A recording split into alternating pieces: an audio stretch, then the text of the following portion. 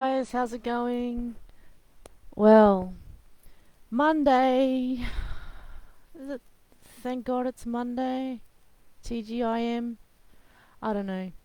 Anyways, sensory deprivation. I got thinking about this morning when I was walking, and a person or a couple people I know mentioned to me that their housemates are going away and it's really quiet, or their kids have gone away and it's really quiet in their house, and it's like it said, "Oh my God, it's really weird."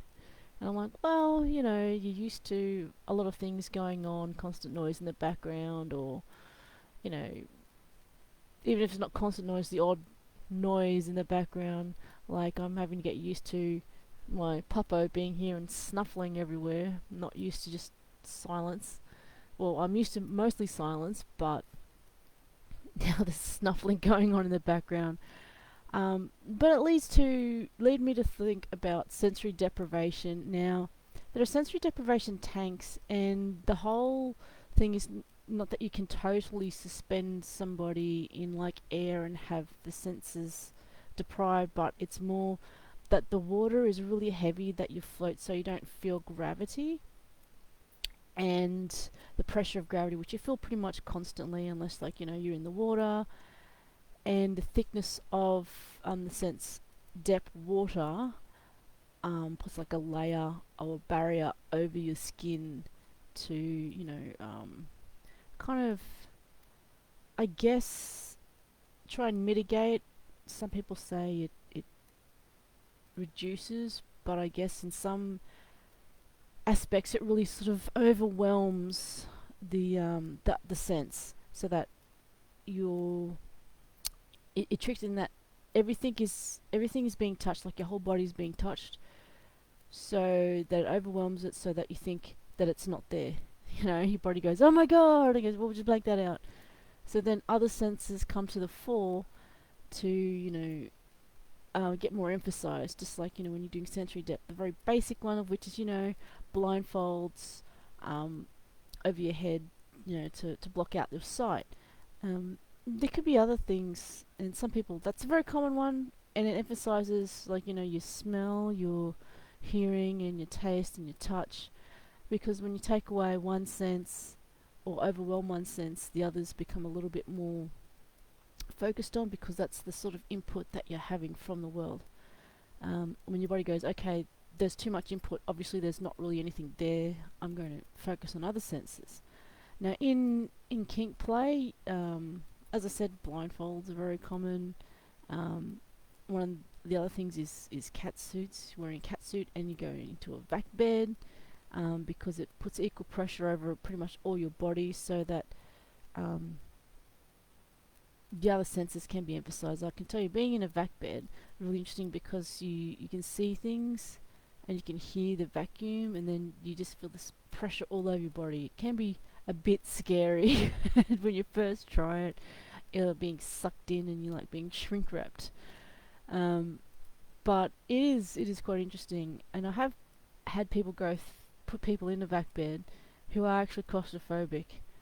People go, "Oh my God," or a little bit claustrophobic. They go, "Oh my God, oh my God, oh my God." I go, "Yeah, but they've got to the way I've been put in the vac bed, in the vac beds I've been in, they have like a gas mask. They can still see out, and obviously their claustrophobia was not so bad." And I let them know, "Look, we'll do it in stages. I'm always here for you. I will be touching you all the time. Squeeze my hand if there's a problem." And as soon as they squeezed my hand, I got them out and said, "Okay, take a deep breath. How's it going? Okay, are you ready for another one? Okay." And some people, yeah, we just really we got into it because they were a bit sort of, yeah, not really like closed spaces. But obviously, this is not for a very severe case, and I wouldn't try it with a severe case of claustrophobia. you know, because that's just one of those things. But these people were actually willing to go into it. That's one of the big things, that they weren't reluctant to do it. They really wanted to try it. Um, so yeah, sensory deprivation. It's really good, and like I said, wearing cat suits, so that all of your body is being touched at the same time, pretty much, and it emphasizes the other senses, smell, um, your sense of touch, even though it's being touched all the time, can be emphasized. It's just in a different way. and it's worthwhile experimenting for some people. Like, you know, what sense step have you had? What have you tried? How has it made you feel? What sense do you like to deprive the most? What sense do you like emphasize the most? For some people, it's not even touch; it's smell and taste.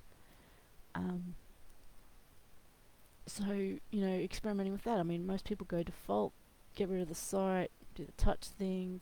But again, have you tried taste? Have you tried smell? Hearing, like listening to things. It'd be interesting to try a lot of those things, you know, in tandem or being controlled by other people, and you know, all that sort of stuff. So that's it, I think, for this Monday. About a little bit about sensory deprivation, most common of which is usually sight to emphasize other things. But realistically, you can block off a lot of senses, like, you know, put earmuffs on, put, you know, the blindfolds on, and then have like a place that is like neutral in smelling, and then just sort of like, you know, say feed somebody a lot of different kinds of food, you know, give them different kinds of tastes, or if they're really more geared towards smell, put a few smells across their nose, and you know, really emphasize that. So I best be going and get on with work. I'll catch you guys later. Keep calm and stay kinky.